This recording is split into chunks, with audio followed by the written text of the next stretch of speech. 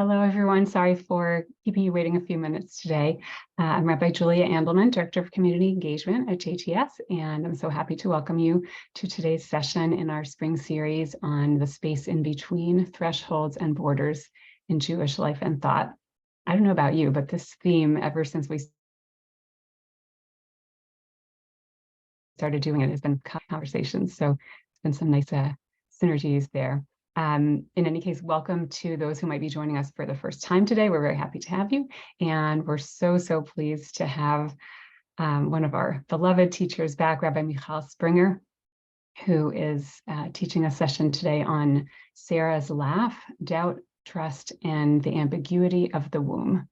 And I just wanted to say that that we know that there are people for whom the issue of infertility is very personal, and which is what Rabbi Springer will be talking about today. So I just wanted to name that, and I know that Rabbi Springer will be extremely sensitive to that as she teaches. Before I turn it over to her, I wanted to thank our sponsor for today, Phyllis Levy, who is sponsoring at the Chacham level. In honor of me and my team, the community engagement team, for providing these wonderful educational opportunities. Phyllis, that really means so much to us, and we're just so grateful and gratified, and it really means a lot to us for you to be sponsoring in our honor today. And you've also sponsored in honor of Rabbi Springer, whose inspiring lectures have truly touched your heart. And I relate to that too, and know that many other people do. So thank you so much. If others are feeling inspired by Phyllis or by the wonderful learning with our JTS faculty to sponsor, we have 3 sponsorship levels: Chacham for $540, Tzaddik for $1,000, and Navi for $1,800. And there's information on that on sponsorship going to the chat, and it's on the series registration page. So thank you so much. So just to go over Q&A for today, Rabbi Springer will pause a few times during the class, and you can submit your questions to me using the chat, and I will choose as many as I can for us to share with Rabbi Springer and hear her response, and we'll have more time for Q&A at the end. And since I get a lot of questions, and it takes a lot of focus to try to organize them while I'm also trying to focus on the wonderful lecture, it would be great if you could express your thoughts clearly in complete sentences and also concisely. So that's questions for Rabbi Springer. You can send them to me, and questions of a technical or logistical nature you can send via chat to Ellie Gettinger. You should have received the sources for today by email, and we'll screen share them as well and share a link in the chat. And on that note, I'm so pleased to introduce Rabbi Mychal Springer, who is Manager of Clinical Pastoral Education at New York-Presbyterian Hospital and an adjunct professor at JTS. She founded our Center for Pastoral Education here at JTS in 2009. She was the first conservative rabbi certified as a chaplaincy educator by the Association for Clinical Pastoral Education. And her publications include Sisters in Mourning, Daughters Reflecting on Care, Loss, and Meaning, co-authored with Dr. Sue-Yan Pak. And Rabbi Springer, I'm so happy to have you teaching us today, and I turn it over to you. Thank you, Rabbi Andelman. And thank you to Phyllis for sponsoring. It's very, very lovely. And I'm very grateful and touched that you would do that. And hello, everybody. It is wonderful to be here virtually with everyone. I'm very excited to share this teaching. It's the first time that I've done this teaching, and I have thought a lot about this subject for many years. So I'm curious to engage with you all in it. As I included in the blurb for today's teaching, I went through my own experience of infertility. And during that period, I went to Rosh Hashanah services, and I had been feeling so alone and marginal and ashamed, really isolated and deprived in my experience of infertility. But when I was sitting in Rosh Hashanah services and I listened to the Torah reading where Sarah gives birth, and it begins, God remembers Sarah, and it leads to the birth of Isaac. And then the haftarah is the story of Hannah and her infertility, and God opens her womb as well. I had what I can really only call a revelation. I had listened to these readings every year on Rosh Hashanah and studied them and read them when they came up in the weekly Torah cycle. But it was only in that moment, in the depths of my own grappling with the possibility that I would never give birth physically to my own child, that I understood that actually this experience of infertility was not marginal at all. It was at the center of Jewish experience. And that's why the rabbis chose it for Rosh Hashanah. So the birth of the world and the birth of a child and the experience of having a closed womb and needing God to open that womb, that is central to what it is to be a Jew and what it is to be a human being. And with that understanding, I realized that I was in a lineage that I needed to understand and embrace, and it was no longer on the margins. And I have spent the last about 24 years. I'm happy to say I have two daughters. The older one is 23.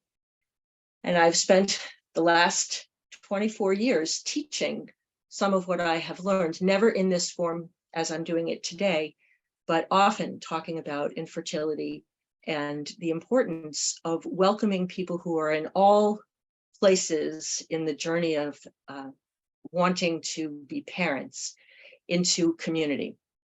So that is a real passion of mine. And I look forward to walking through these texts with you to look at how the rabbis and our tradition have really understood faith through the prism of barrenness and the yearning to give birth, the yearning to become parents. So I hope that you will enjoy this as much as I'm excited to share it with you. And I seem to have lost the document that I wanted to share.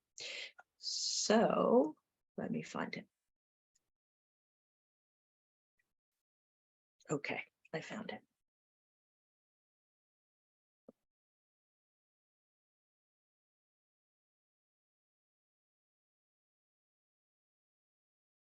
Okay, you see it? Okay, see some nods.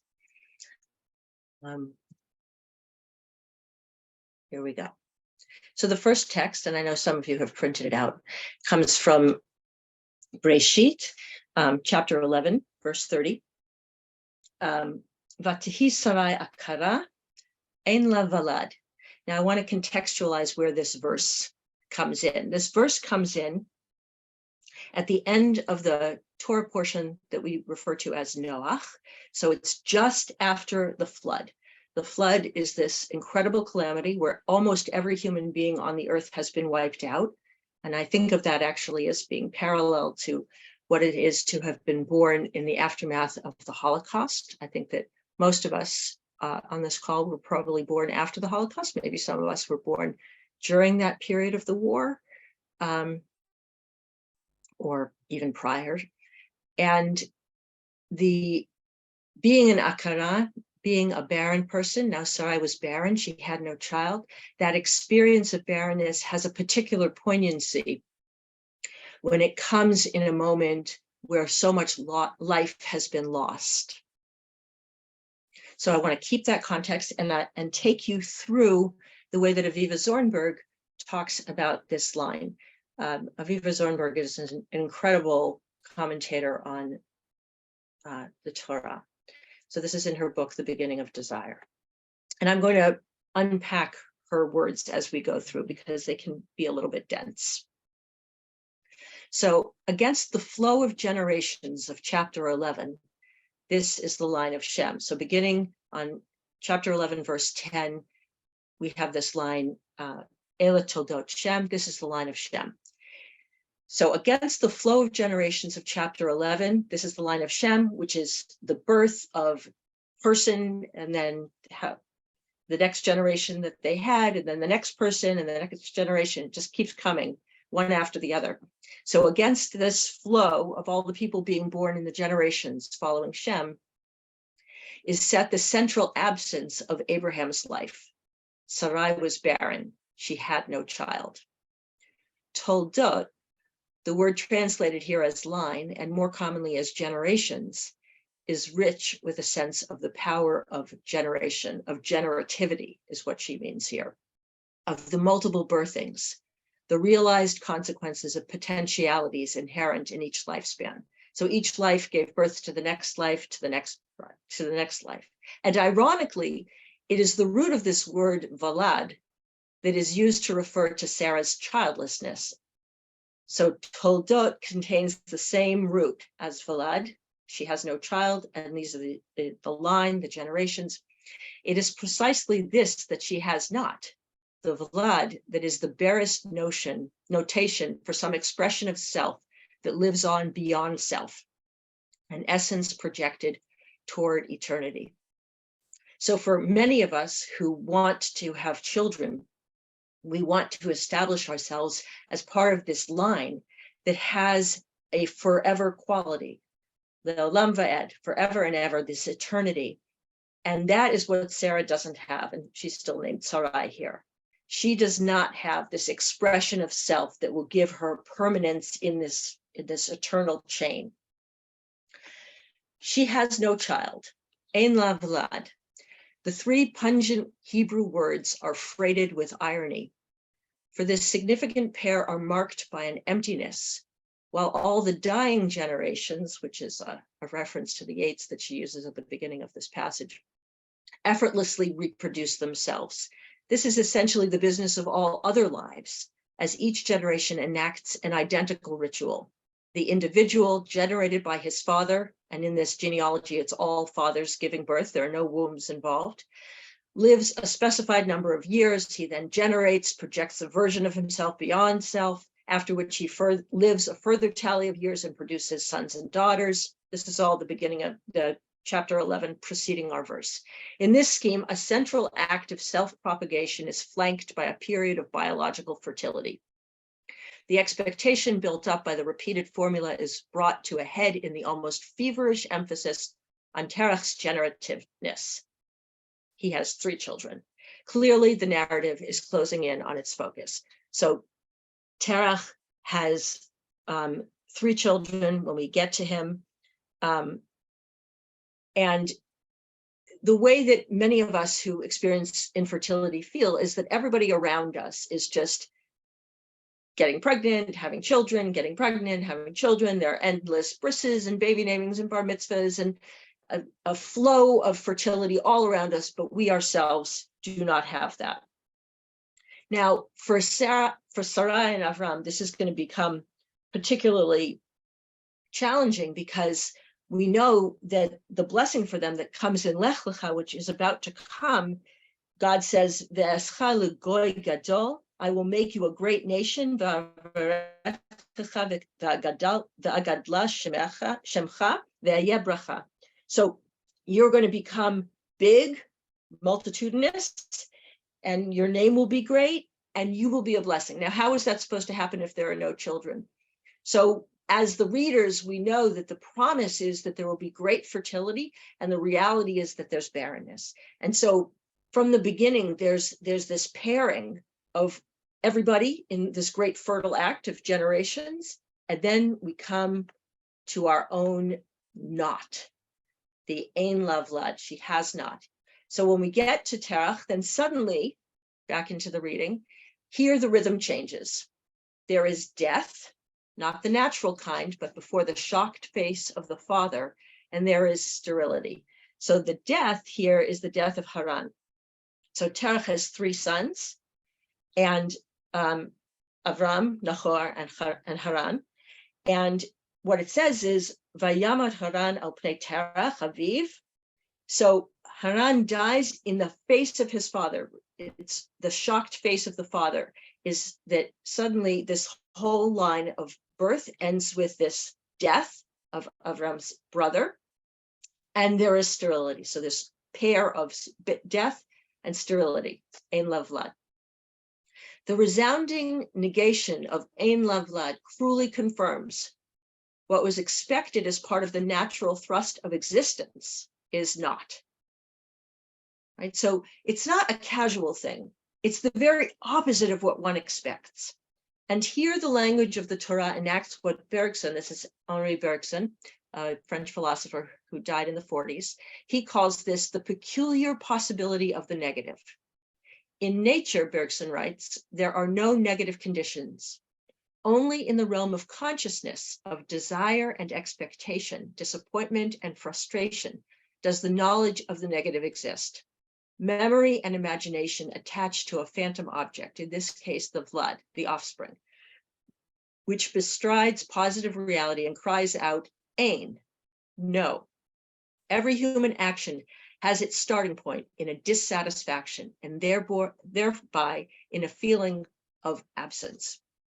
So we might say that the barrenness is an aberration, a negation of our humanity in some way, but actually what Aviva Zernberg is bringing here in the language of Bergson is that actually in this no, in this disappointment, dissatisfaction, the absence, in the notness of the barrenness, that's where the human experience begins. This is the last piece from her for now. The human action of Avram and Sarai begins in this absence. The Midrash expresses this paradox of generation as follows. Whenever it is written, ein la, there is not, there essentially is. What is suggested here in this first human experience of ein is a new and difficult mode of being and having.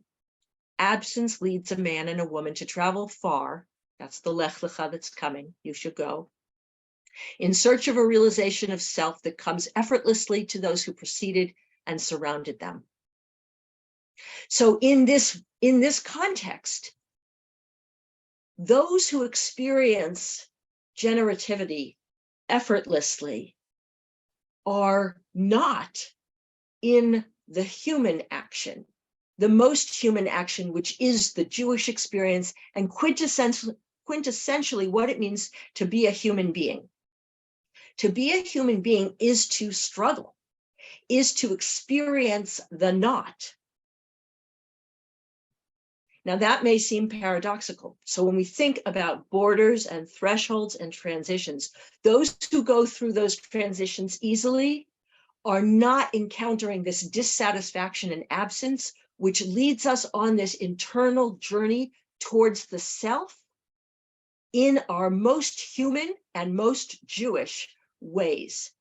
And this connects very profoundly to the Kabbalistic notion of God as Ein Sof. So Ein Sof, God has no end, and you hear the Ein La Vlad, she does not have, God has no end. What happens to God as Ein Sof? In the mystical Kabbalistic notion, God has filled everything, and God is lonely. There is something that God needs that is not satisfied in God's Ein Sofness. And so God has to tzimtzum, God has to contract and make room for creation. That's when the vessels break. That's when the world is created. We are created in this brokenness. And this aligns perfectly here with the Ein La Vlad of the not having of the child as being the thing that leads to everything. So this is furthering what I was saying before about infertility being at the center. Instead of it being the marginal experience, it is the experience. It is where human experience begins, in experiencing how difficult it is to move into this eternity. That's where the journey begins. Now, I want to show you this midrash that Aviva Zornberg is quoting here. So it's from Breshit Rabbah, and it says, now Sarai was barren, v'tahi Sarai akara v'gomer, amar Rabbi Levi, b'chol makom shene'emar ein la, havala. In every place where it says ein la, she doesn't have, actually, she has. Vatihi Sarah akara, ein la vlad. So she's barren, she has no child. Havala, actually, she does. In a later verse, Adonai pakad et Sarah, and God remembered Sarah. That's the beginning of the Torah portion for Rosh Hashanah. What's our second example?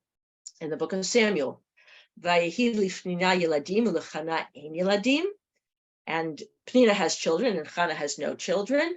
Havala, actually, she had, because later, he fakad Adonai et Chana v'tahar v'teled v'gomer, because God took note of Chana and she conceived and gave birth.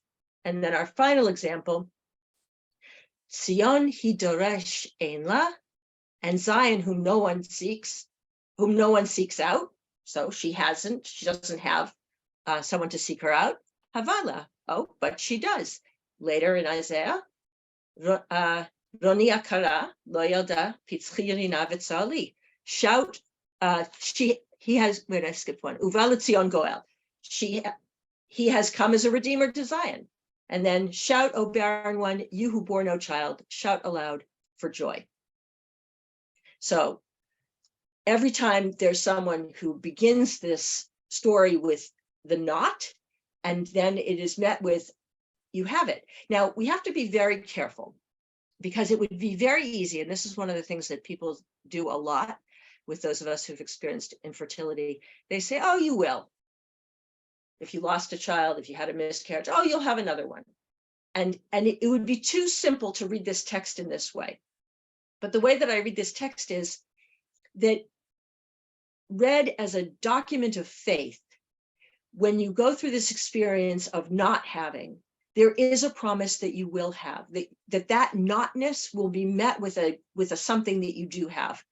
Now, in the Sarah story and the Hannah story, you're met with a child. The Zion story is a little different. The redemption is our global redemption, and I'll give you a little hint about where we're going, is really the redemption of the whole world, because moving from barrenness to the fulfillment of the yearning, it doesn't always take the form of a child, but there is always the possibility and the promise that there can be redemption. That can look a lot of different ways. We'll look at how it looks in Jewish history, but that is how I understand this promise. That when you go through a period of that absence, of that disappointment and the not having, that is not where the story ends. A life of faith says that when we do the journeying that happens from the not having, there is a having that becomes possible if we are open to what that having can look like. Okay, I'm going to do a little bit more. So this is the story. The next piece is the visitation. This is where Sarah laughs. So one of the angels, the visitors, says, "Vayomer shuv ashuv elecha ke'et chaya v'hinei ven l'Sara ishtecha v'Sara shomat petach ha'ohel v'hu acharav." Then one said, "I will return to you next year, and your wife Sarah shall have a son." Sarah was listening at the entrance of the tent, which was behind him. V'Avraham v'Sara zkenim ba'im bayamim chadal lihiyot l'Sara orach kanashim. Now, Abraham and Sarah were old, advanced in years. Sarah had stopped having her periods. This is very specific. This is a physical thing. How do you have children when you don't menstruate anymore? Vatitzchak Sarah b'kirba lemor acharev loti haitali edna v'adoni zaken. And Sarah laughed to herself, saying, "Now that I've lost the ability, am I to have enjoyment with my husband so old?" Vayomer Adonai el Avraham, lama zeh tzachaka Sarah lemor ha'af umnam eled va'ani zakanti. Then God said to Avraham, "Why did Sarah laugh, saying, 'Shall I in truth bear a child, old as I am?' Hayipaleh me'Adonai davar, hayipaleh me'Adonai davar. Is anything too wondrous for God? I will come back at the same season next year, and Sarah will indeed have a son. But Sarah lemor lo tzachakti ki yareh, vayomer lo ki tzachakt. And Sarah lied, saying, I did not laugh, because she was frightened. She thought maybe she would be punished for laughing. And then came the reply, you did laugh. Now, one of the things that's interesting here is you might say that Sarah's laughter is doubt, and she should be punished and then have this promise revoked. But actually, that's not true. Sarah is allowed to laugh, and the laugh can be interpreted in a lot of different ways. The laugh of like the impossible becoming possible. But her fear is that somehow her stance of laughter is unholy. But actually, there's room to say, oh my God, I'm so old. How could this possibly happen now? It's not really possible. And for the divine still to say, actually, nothing is too great for me. And that's really the whole point, that infertility is impossibility. And from a spiritual perspective, the womb opens. That is the miracle. Nothing is too great for this miracle.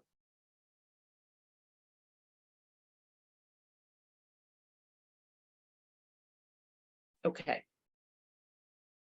Want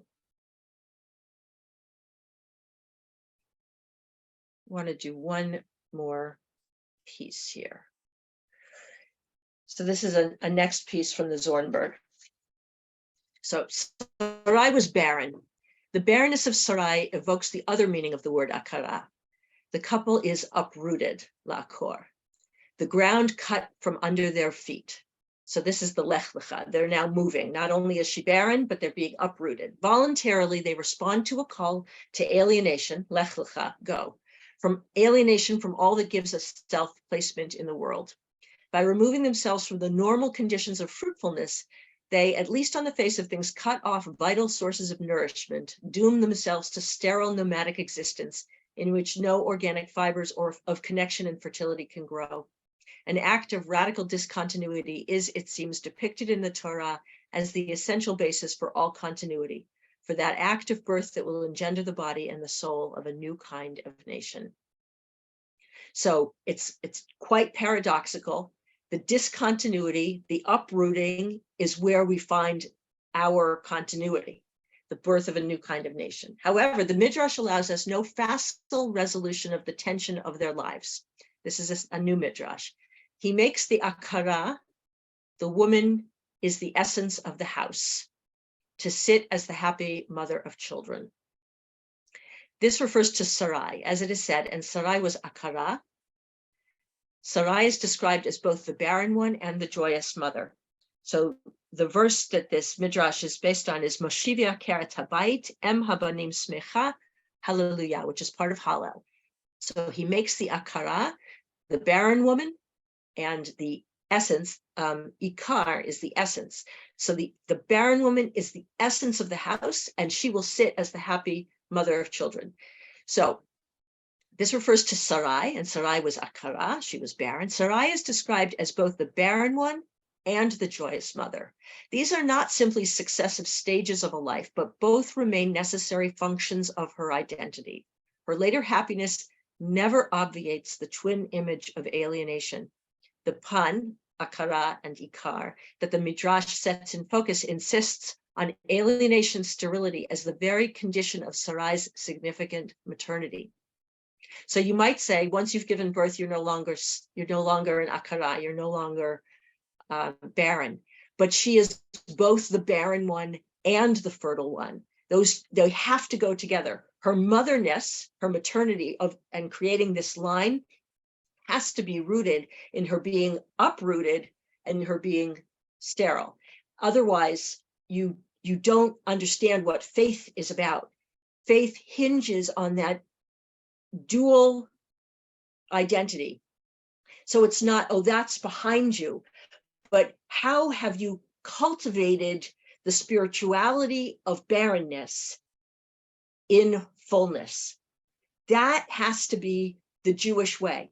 We can never forget where we've come from in our not having a secure future, in our coming out of a place of the flood, of the annihilation, and of yearning for that new line, but not the new line that comes flowing effortlessly. No, the one that needs God to open the womb, to see the essence of who we are, to see the ein lavlad, the no of not having, and to connect with the ein sof, the one who is endless, God's endlessness, that is also a not having, that requires the tzimtzum, the retracting into self, to make room for the other. God's journey, our journey, they are parallel, they echo each other. And how could you possibly have Judaism without this barrenness that becomes the seed for all that follows? I'm going to stop there, see if you want to engage with any questions, and then we will continue. So I'm going to stop sharing for a minute. Thanks. You definitely have questions. Can you just kind of restate I think I missed, and maybe others did too, the idea that kind of everything begins in the void with or in the not having. Is that and to the extent that beginning with having is almost sort of inauthentic, is that, if I'm restating it reasonably well, is that in the text, or is that, what is that? So I introduced the idea through the Aviva Zornberg, and she is quoting from Henri Bergson, who believes that consciousness begins with not having. So desire has to start with not having, begins with disappointment and frustration. We don't desire when we feel whole. We don't even know what we have. That's why it's not even conscious. It's when we don't have. So in a sense, when a baby cries, then it sort of enters into a wanting. If a baby never cried, then it would never have to go beyond what it had, because it would just be whole in itself, which we can't even imagine human existence that way. That's not a human being. Okay, thank you. That was helpful. All right. I'm just trying to pick which of these wonderful questions. So one person said the insight that a woman's intense, frustrated desire for a child is a core expression in Judaism seems to contradict the extreme othering of women and women's bodies in Jewish practice, and that's definitely come up in this series and in previous series. The person wanted to know if you had reflections on that contrast.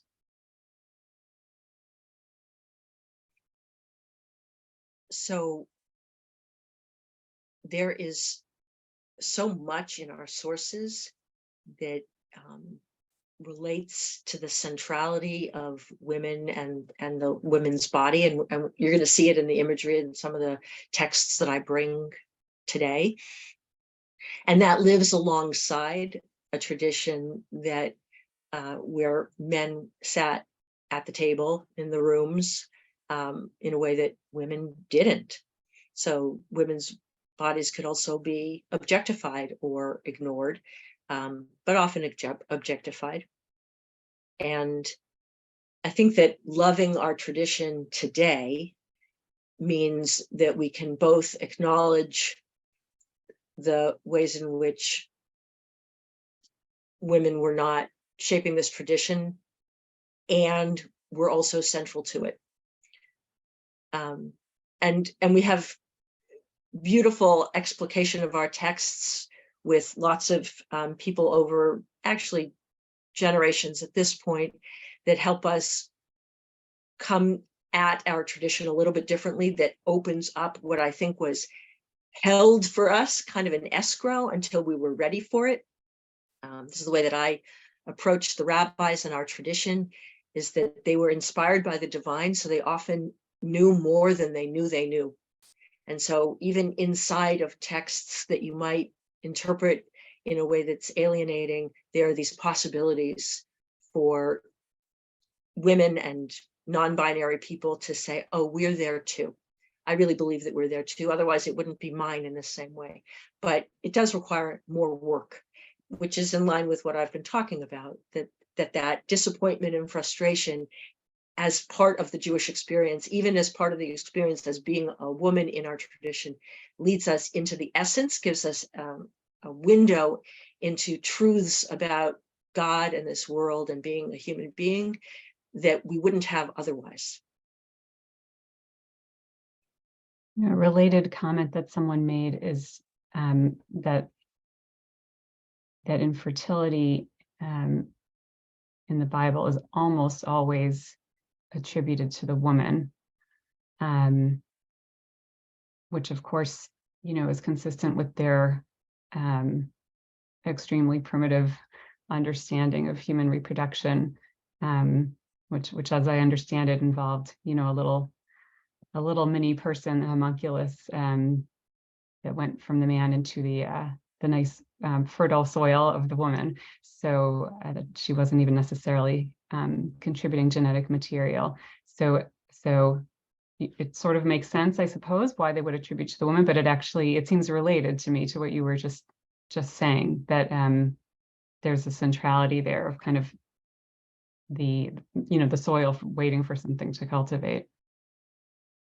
Well, the exception there would be Onan, the son of Judah. The person mentioned that. I should give her full credit. Okay. Right. So that's infertility because of premature ejaculation. Or that's not what I meant, but preventing your seed from being fertilizing. And that's seen as sinful, as opposed to the infertility that's because of a woman's womb being closed, which is not seen as sinful.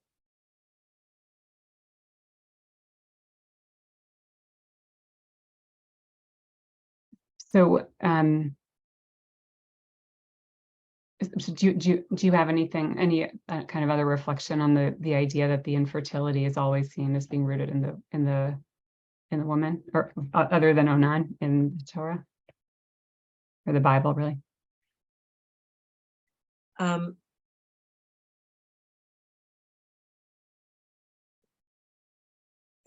The only thing that I want to say about it is that it is related to the womb. So this notion of a closed womb or an open womb, Torah is very interested in what happens in the womb. So as a place where a baby incubates. But I don't know what it means beyond that in terms of the gender distinctions. Okay. Do you want to take one more? Or do you want to keep going? Take one more. Okay. Someone wrote, sorry. Is it like homeostasis and then non-homeostasis? Satisfied and then not, balance and then imbalance, the full and the empty? Yeah. Is that a comparison to what you're talking about? That's nice. Yeah. So we know that growth happens when homeostasis is disrupted. And this yearning for fertility is a disruption of a certain expectation of flowing generations. That's the way that Aviva Zornberg began with the chapter of Shem's generations, that it has to be disrupted for us really to understand what it is, where life comes in. So yeah, that's the disruption of the homeostasis. That's nice. Okay, you ready for more? Yes, thanks. Okay, so the next text that I want to look at is Psalm 139, which I'll share with you in a moment. What I want to say about this psalm is that this is the psalm that we always included in our perinatal bereavement services. We would have a memorial service for people who lost babies either in utero or shortly after birth, infants. And people would come to this service year after year because they didn't have any other markers of their children's lives. They didn't have the bar mitzvah or the wedding or the graduations, but this was a community that was marking that a life happened. And it's often hard for people who are parents of children who die in utero to say, I was a mother, I was a father, I was parent to a child who didn't live, and yet my identity as parent is real because that child changed me. And those children and those losses often disappear. So you'll see in this psalm the reality of what it is to be known in the womb, to have a relationship with a parent in the womb. And this is what I think of as an incredible articulation of what it is to be in relationship with the divine as well. So here we go. I'm not going to read the whole thing because it is long. It is wonderful, but it is long. So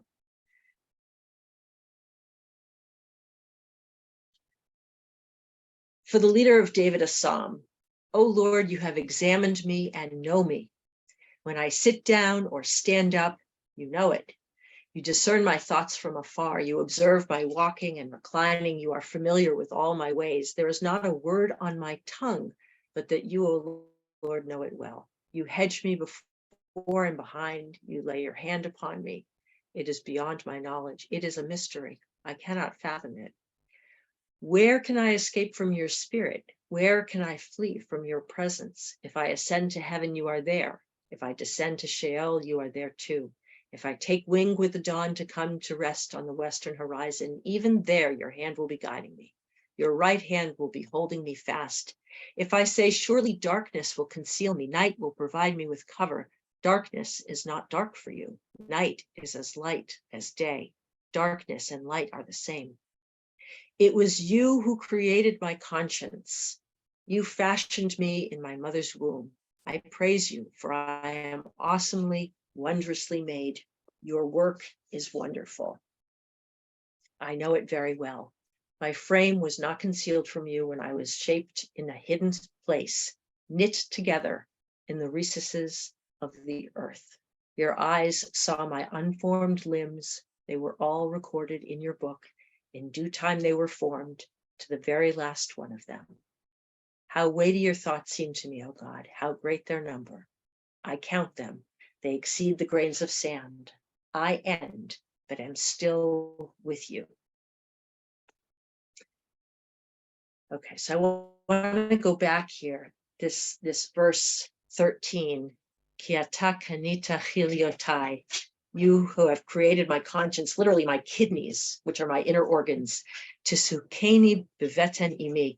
This verb here, you fashioned me in my mother's womb, also has this notion of a sukkah, the way that the sukkah covers us and protects us. You covered us, you covered me in my mother's womb. And I praise you, I'm wondrously made. Your work is wonderful, I know it well. And here, I was shaped in this hidden place, knit together in the recesses of the earth. So what I think we start to see here is that God's earth is the womb.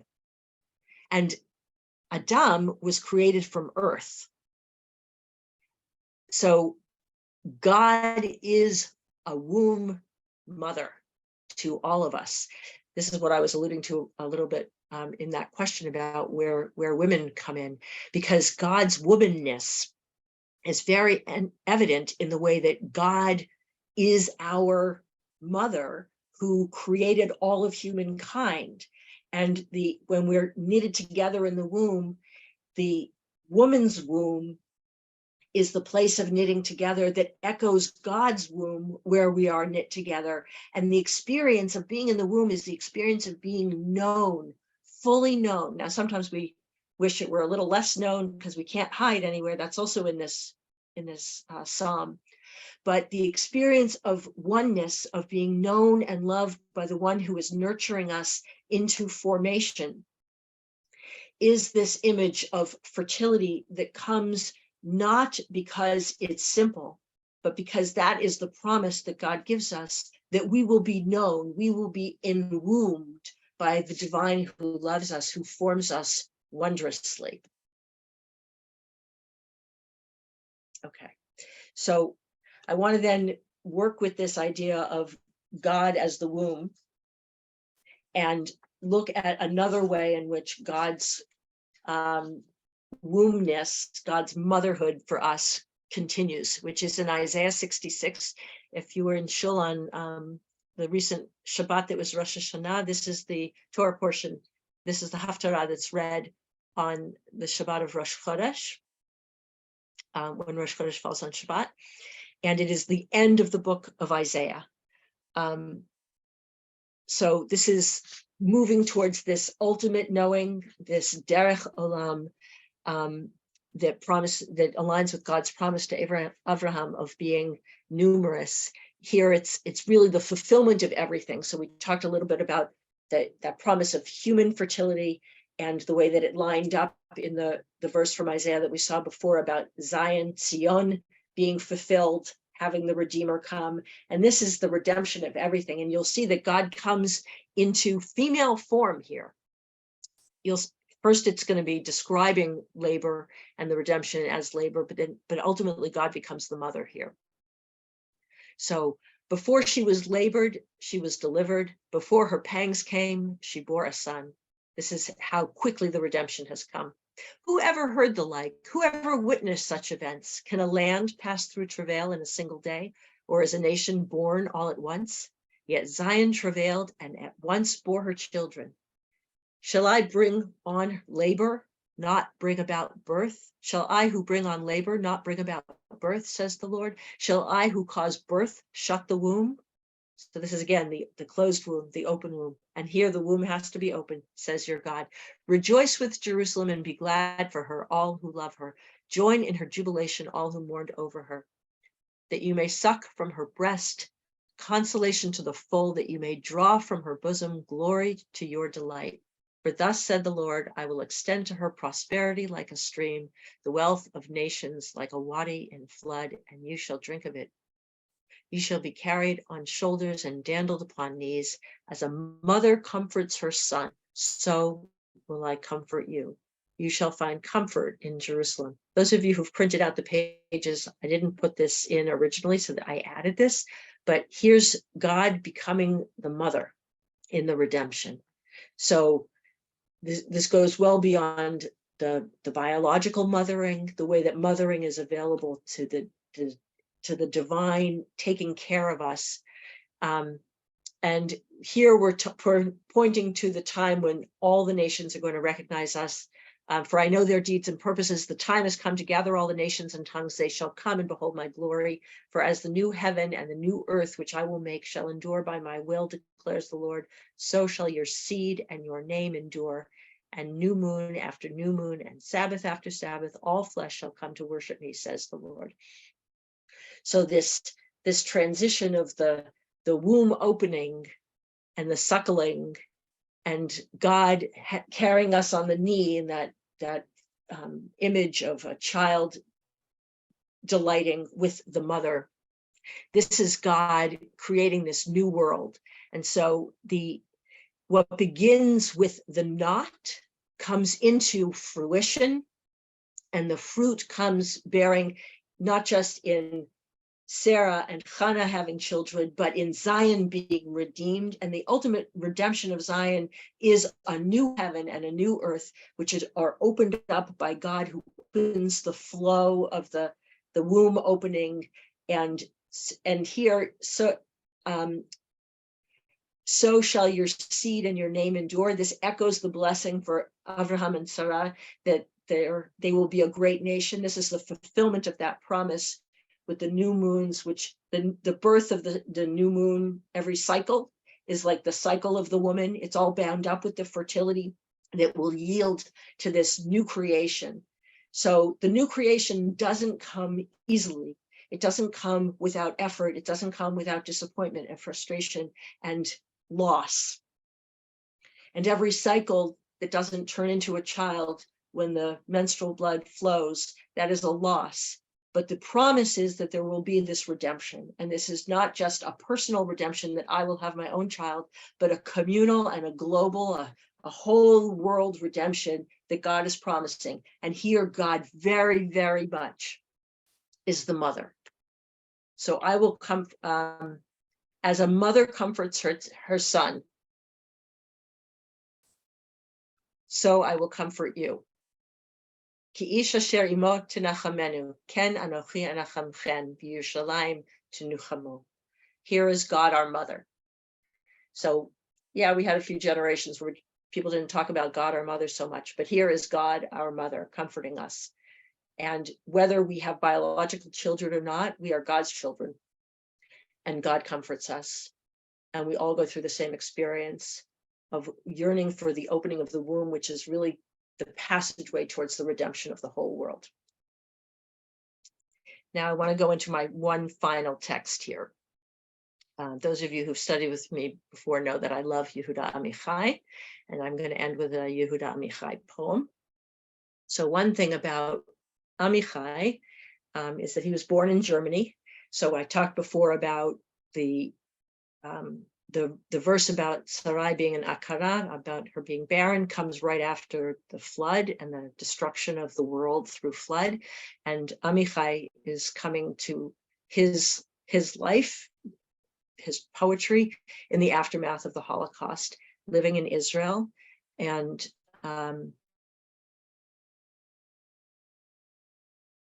here is what he does. A child is something else again. Yeled hu mashu acher. Mit'orer achar hatzorayim umiyad melamilim umiyad mezamzem umiyad cham umiyad or umiyad choshech. A child is something else. Wakes up in the afternoon and in an instant he's full of words. In an instant he's humming. In an instant warm. Instant light. Instant darkness.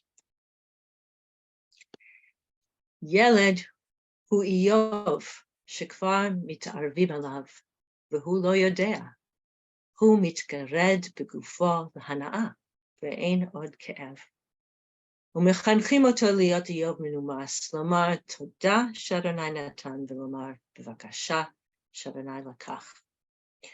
A child is Job. They've already placed their bets on him, but he doesn't know it.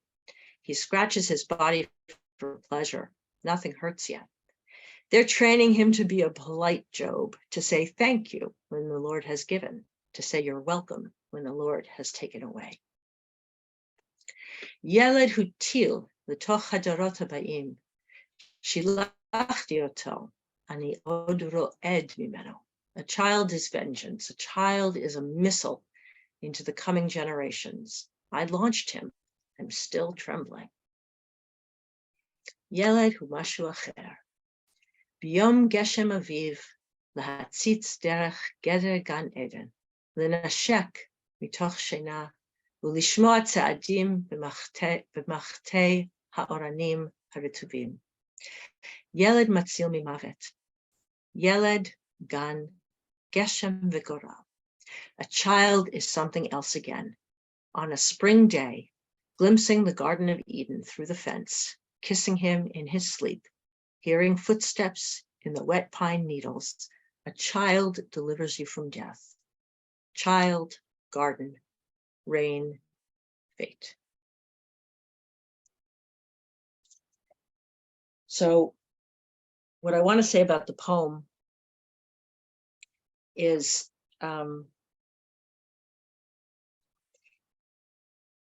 this child is like retaliation. That line is actually not in the Hebrew, but he is a missile into the coming generations. Having life after the Holocaust is a kind of vengeance, is this missile I also think about the missiles in Israel, the word til and mitarvim, which is they mess with him. Here it was translated as they place bets on him, but you hear the word Aravi, the Arab, it's the same root.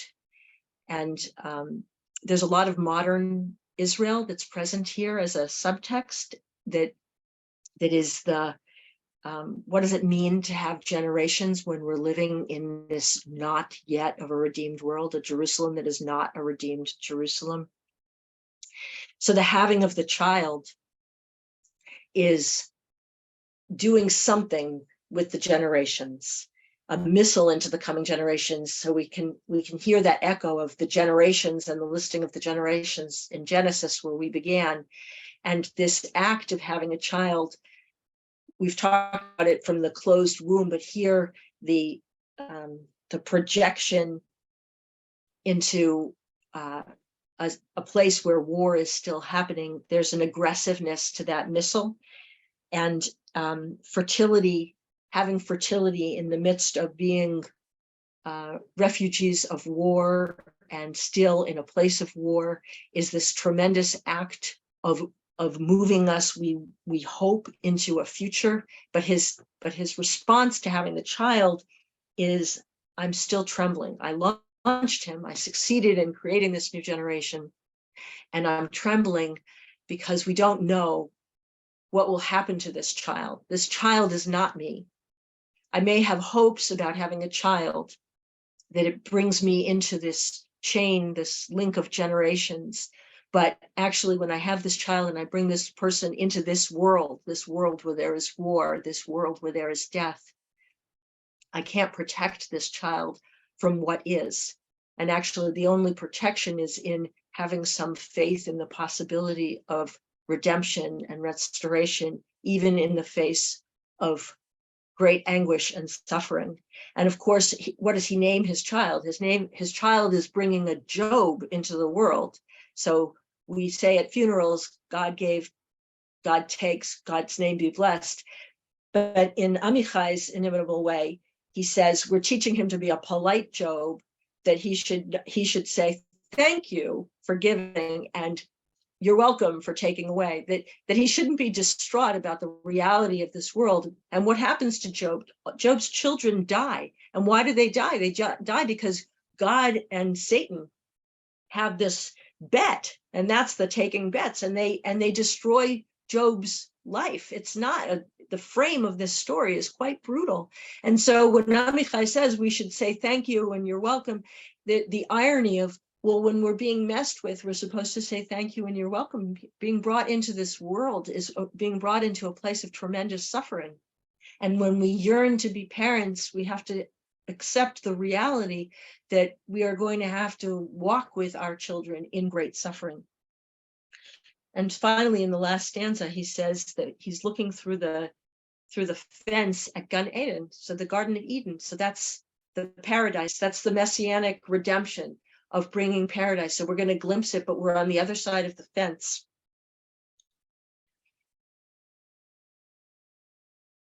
And the heartbreak of being in that place,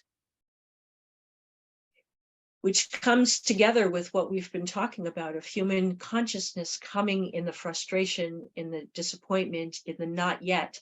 And so we feel very much in the Amichai poem, the not yet of this world and the aftermath of the Holocaust, in the not yet of a redemption, in the not yet of an Israel that has peace and a place for all people to live in peace.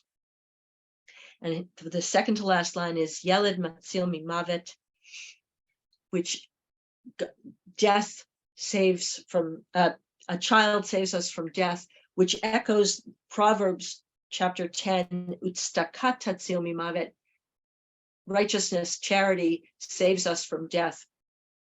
And here he's saying, what is it that's going to save us from death? It's this child that will save us from death, because we have that everlasting life through the child. But we've already seen how precarious the life of that child is. So what kind of death will it save us from? We don't even know if that child will be saved from death. So he ends by saying, child, Gan, Yeled, Gan, Geshem v'Garal, Yeled, the child, Gan, the Garden of Eden. Geshem. Now, the Geshem it's the rain that comes from God that makes all life possible. It is the resurrection that comes with the rain. But he adds here, Goral, fate, that it's not all in God's hands. That Goral is a very ambiguous who's in charge of that. It doesn't feel like it's all ordered in Amichai's universe. So we have the rain, the waters of the flood of Noach, where we began. We have the rain that brings the resurrection. We have the rain that makes life possible. And it's the promise of the seeds that can grow. But just like with the desire for fertility, it doesn't come easily. This redemption of the world, the establishment of our world with this new heaven and new earth that we're promised, with God our Mother rejoicing with us, we don't live in that world. So being raised, being fostered in a place of the no, of the barrenness, equips us to cultivate resilience that is necessary for living in this actual world of brokenness, with a promise of redemption that we have to hold on to, with an intimacy with the divine that we need to cultivate, like being in God's womb, to nourish us and enable us not to lose hope, even in the face of a world where children die, where we die, and that irony of Yeled Matzil Mimavet, the child will save us from death. That doesn't really reflect the world that we know it. It's the world that we hope for. And we are enjoined to make space for the doubt that we have living in the difficulties of this world, and the possibilities that are also with us of a God who doesn't abandon us. Now, that's a big thing to say after the Holocaust, because we can feel so abandoned. But the imagery of fertility here is that even with the closed womb, God doesn't abandon us. And Sarah is allowed her laughter.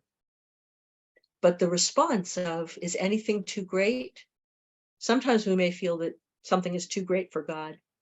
And yet, the more we immerse ourselves in study and community, the more we can cultivate that trust in the possibilities that are here.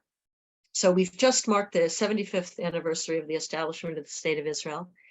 And for generations, the hope that we would be reunited in the land of Israel was this hope that seemed impossible. But as the verses that we've looked at of Zion and the Redeemer coming, they said to us, hold on to this hope. There is a possibility that there is a promise that we will be able to come back to this land and experience redemption. So we are back in the land. We have not yet experienced the redemption that we want. But I just want to end by honoring my mother, who joined the Haganah. She was born in Tel Aviv in 1930, and she joined the Haganah when she was 16 years old, just at the moment where she could most help create this state of Israel. And that is a miracle in our time. For all that is wrong and is not yet, there has been such a hearkening towards the redemptive possibilities that nobody would have imagined people would see in their lifetime, and it exists in ours. And 75 years later, we're still here. God willing, there will be new openings into peace and a possibility for life and not mavet, and a child who will lead us all. I'm going to end there.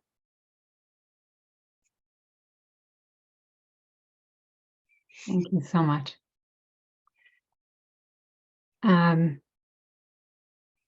Okay. I have questions kind of gathered from throughout your teaching. So they're on a few different subtopics. So you talked early on about how to comfort someone who has miscarried or lost a child or had a stillbirth, to comfort them by saying, oh, you'll have another one, is facile in a way that's not helpful. and you've been talking about kind of a broader way of maintaining hope even through loss. So someone asked early on, is kind of putting on your chaplaincy hat. What do you say to someone who has experienced that kind of loss? That's kind and not meaningless, as this person asked. But these are sort of lofty ideas to share, or complex ideas, I should say, to share in a time of immediate loss.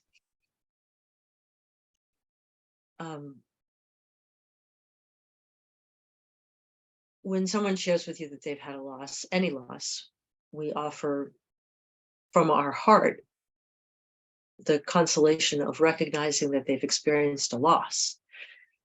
So there's no formula for that, but the opening of the heart to what the loss is. So first of all, the new Rabbi's Manual, the current Rabbi's Manual, has rituals for marking those losses.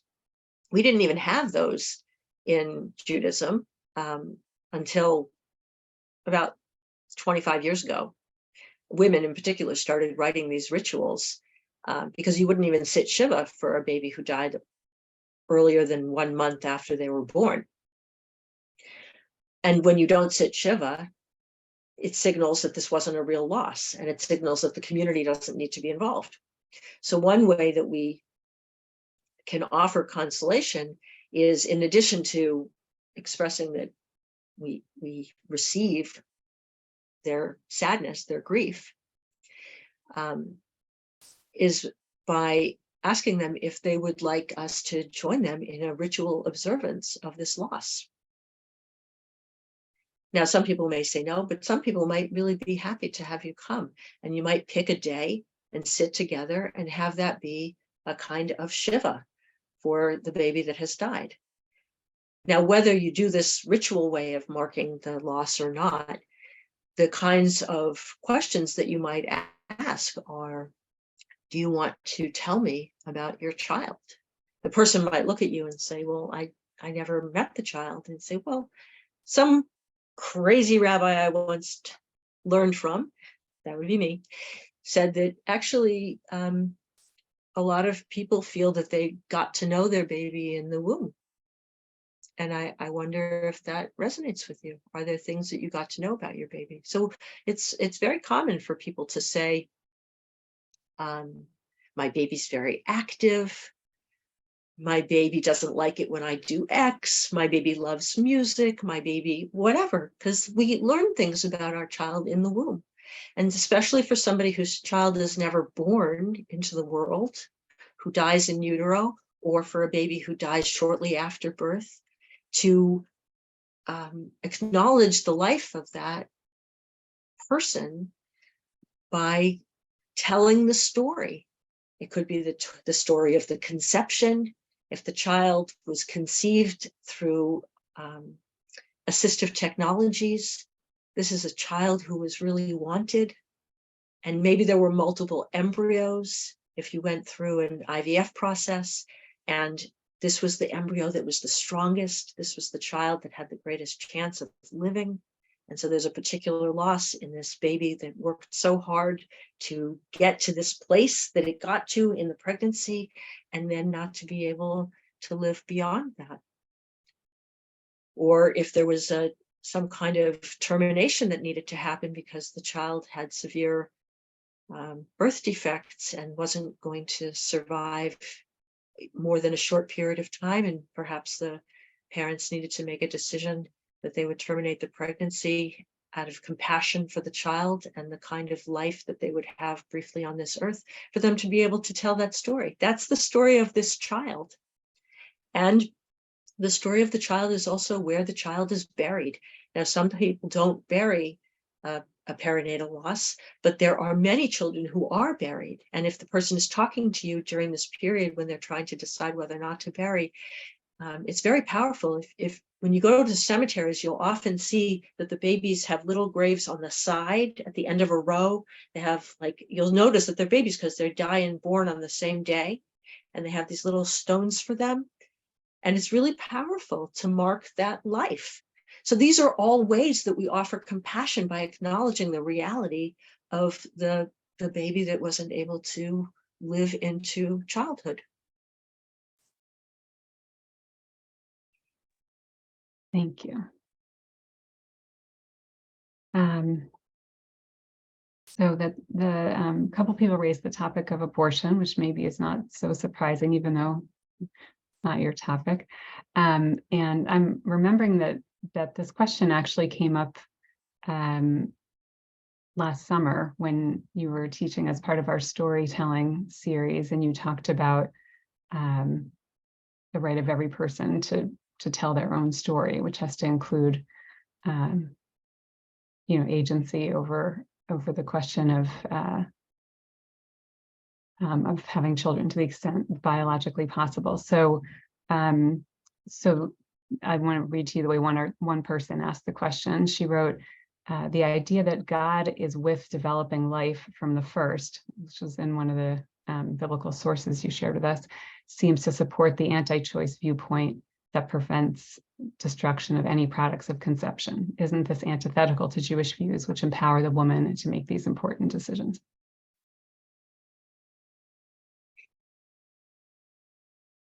So the rabbis do talk about a fetus in the earliest stages up until the day 40 post-conception as Maya d'Alma, as water, which is part of what informs a lot of contemporary views about the permissibility of abortion. I would say that we understand that once there is conception, there is a human life, the potential for a human life that is in the process of formation. And that is a sacred process. But that doesn't mean that the cells that are in the process of becoming full human being have the same status as a born child. And as I said before, you don't attain the same status as a human being until the 30th day after birth. And at that point, traditionally, you would receive a full Shiva if you were to die.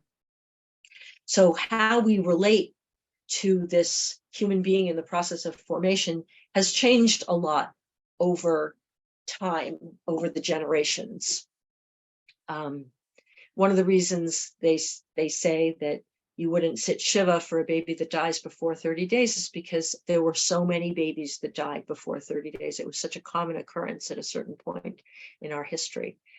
And I would say that today, when we can save babies who are born at 24 weeks, 24, 25 weeks of gestation, and we see those babies in the NICU and they live, then it becomes harder to justify having an abortion after that point in a pregnancy. But we have this understanding that if the baby's life, if the baby in formation in utero's life threatens the life of the mother who is alive, her life takes precedence. And so the question is, what does it mean that the baby threatens her life? So the technical term is being a rodef, being someone who is pursuing the life to take the life, like a murderer pursuing the life of the mother. So what does that mean? So for some people, they're more on the side of, if the mother's life is physically threatened, that having the child would end her life, we definitely would end the pregnancy first. But there are other people who say that the psychiatric and psychological well-being of the mother, if her life would be impossible with the continuation of this pregnancy, that is also taking her life. And there are lots of people who are kind of in between. But fundamentally, we trust people to understand what it means for your life to be threatened by the continuation of a pregnancy. And that's a fundamentally Jewish perspective. It is not a Jewish perspective that a woman's body is her own, she can do whatever she wants with it. That is not a Jewish perspective. Jews have allied ourselves with the choice movement because politically we don't want people of other faiths, particularly Christians, telling us what we can and cannot do. And so there's an alliance with the religious liberty side of things in being part of the pro-choice movement. But that's not a religious stance. That's a political stance that gives us the freedom to allow Jewish interpretations on abortion to be known and practiced. Because if the law of the land were to prohibit abortion, that in Judaism. So that's a kind of complex answer.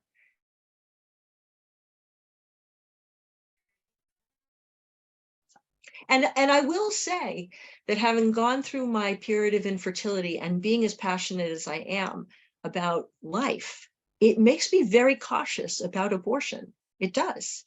And when I have counseled people who have come to me to talk about abortion, I really make room for the grief of abortion. Even when people feel that that is the right decision for them, there is always a loss involved. So I don't want to skip over that either. Thank you. Okay. So I guess this is kind of a challenge to going back to the, the core of what you were talking about. I guess this is sort of a challenge, but someone points out that that all of the women, as he understands it, all of the women in the Bible who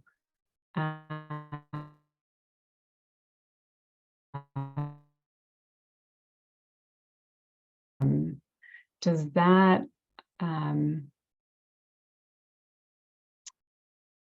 you're going to say no. The question is, does that undermine what you're saying about hope and God is still there? So I know you're going to say no, but I think it's great. You've talked about faith after the Holocaust, and it's hard to get to that place. Well, if we think about Hannah, she prays to God, God opens her womb, she has the child, Shmuel, and she gives him up. Because what she says to God is, if you give me a child, I will dedicate this child to you. And she does. And so it's not about her own fertility. It's about service to the divine. And in that sense, you could say that she doesn't have a child. Her womb is opened, but it doesn't look like what you might think it should be. So I think that's a model. The other model is when Ruth gives birth, she essentially gives her child to Naomi. Naomi's 2 sons died, and Ruth was married to one of them. And Naomi takes over raising the child. So there are more complex stories of women who don't raise their own children. And I like what Aviva Zornberg does here, because the Midrash sets it up that every ein is met with a yesh. Every you don't have is met with a you do have. And I think that one of the reasons that I felt so alienated in the early stages of my infertility was that I thought of Judaism as the place where you're met with blessings, and that wasn't me. So how am I supposed to relate to all these stories that have these happy endings? And it was only an understanding that we don't overly focus on the happy ending. We actually have to relate to that period of not, to cultivate the resilience and the faith stance that stays with us, whether or not that is then followed by the opening of the womb. So if there was no opening of the womb, there would be no continuity of Judaism. There would be no successive generations. Somebody has to be having children.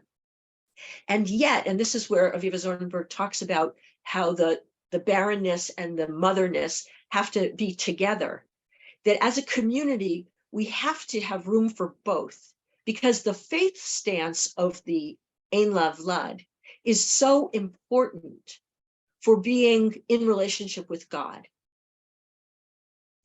It reminds me just in this moment that we bless our food, we bless God for our food before we eat when we're hungry, And we bless God for our food that we've been satiated with after we've eaten. And it's harder to bless after we've eaten because we're satiated. So in some ways, the barren woman is like being hungry and blessing God when we're hungry and knowing what it is to turn to God in our not having. And then whether or not that leads to satiation, we've begun something that moves us towards redemption. That's the religious stance. And it's very hard to do. So we have to attend to one another in the doubt, in the not. And God willing, there will be a redemption that follows in whatever form it takes. But our focus has to be on being before the meal. It's a really good analogy and really helpful. Thank you. Okay, just trying to decide what to do in our remaining 5 minutes. Well, okay, I'm going to see if we can squeeze in 2 more. A couple of people asked about it seems that kind of this aching desire to have a child, we see it more in the Torah and the Bible among women, and someone was wondering, is that biological? Is that social? Does that have to do with how we're socialized? And someone else pointed out that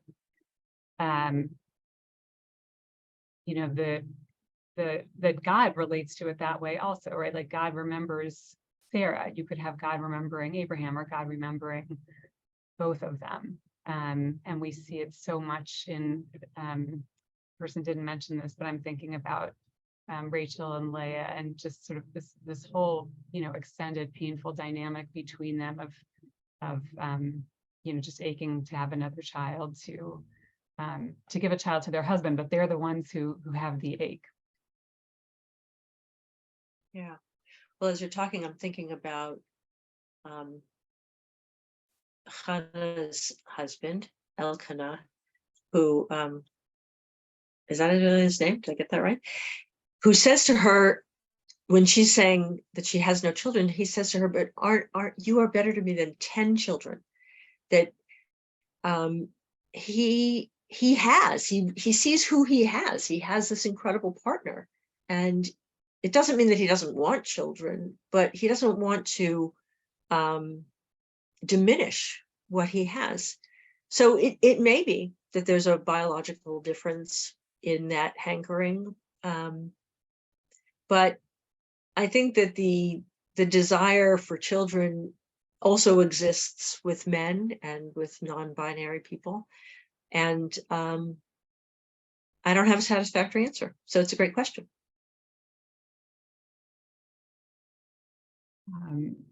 So maybe for the last question, someone wanted to challenge you a little bit on Sarah's laugh, which is what you titled the session, I think. So, and just looking at the other uses of that verb, especially in Genesis, that it has a more negative connotation there of some kind of impiety or scoffing, or something else that that isn't the way I always read it, which is as you described it, sort of laughing because the idea is amazing. Well, we can look at it through a negative lens, but her son is named Yitzchak. So the laughter that Sarah experiences in that moment becomes the defining nomenclature for her son.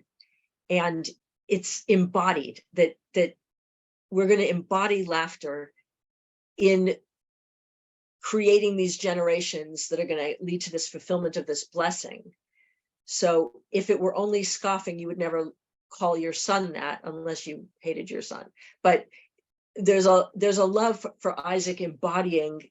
Isaac is the impossible one who came to fruition. And for me, that's what the laugh contains. So I have room for thinking of the laugh as being more negative. Of course, she doesn't laugh out loud. She only laughs to herself. So it echoes the way in which in the Psalm 139, God knows us in ourselves in that womb way. God knows Sarah in her laughter, what's in her heart there. And God doesn't find it distasteful because God's coming back and there's going to be a baby, and there's no punishment or alienation from Sarah for her laughter. Her laughter is embraced and is acknowledged. And when she tries to say, I didn't laugh, it's no, you laughed, and I still have room for you. Right. Thank you so much for teaching us today. I was remembering you taught for us a little earlier on in the pandemic. I think it was a session about loneliness and isolation. That was certainly one of the themes that you addressed. And, we looked at Psalms, and you were really centering that experience, which I think is, we heard from so many people, right? The opposite of what you feel when you're isolated is that you're at the center, right? It's literally the opposite. So this, this is really of a piece with that. And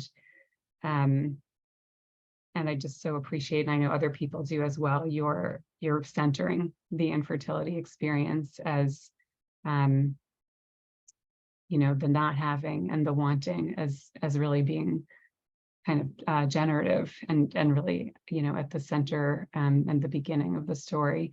So thank you so much for this beautiful teaching. Thank you Thanks so for having much. me. Anytime. Thank you so much again to Phyllis Levy for sponsoring today in honor of Rabbi Springer's teaching and of the community engagement team. We really appreciate it. Thanks to everyone for coming. We hope to see you again next week. We still have 3 more sessions in this series. Next week, Professor David Kramer will be teaching us on Talmudic writings on the passage from this life to the next. So beginning of life this week and next week.